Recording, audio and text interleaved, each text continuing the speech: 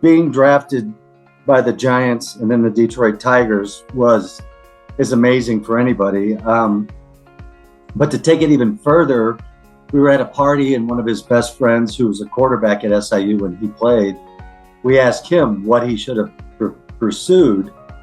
And here's a guy that played football with my dad, and without hesitation, he said golf. He's sort of a natural athlete, hard to live up to, a lot of hard work. He went from a scrawny little kid with the nickname Ichabod Crane because he was so skinny to, an NFL tight end. He was a really good basketball player as well, but he didn't like to play defense too much. And so I think, baseball, he was a third base, and he did a little pitching, but primarily third base, I think.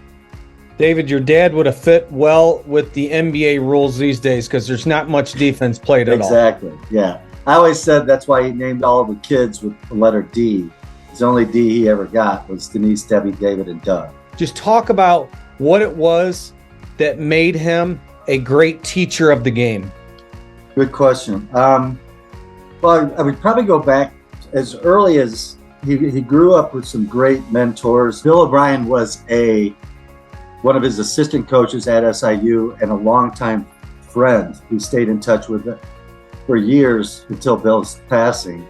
But then with the Giants, some of the younger kids may not know, but anybody that's a football fan would know the assistant coaches with the Giants. Tom Landry was the defensive back coach. I believe Chuck Knoll was the linebacker coach who coached with the Steelers for years. And then Dad's position coach was Vince Lombardi. So he studied under some of the best. He was patient. He did a lot of preparation. Practice was great. He adapted his teams very well. He came to Granite City with not a lot of speed. He changed his offense to work around the players he had. David, how would your dad want to be remembered? As a coach, as an athlete, as a person? How would he want to be remembered?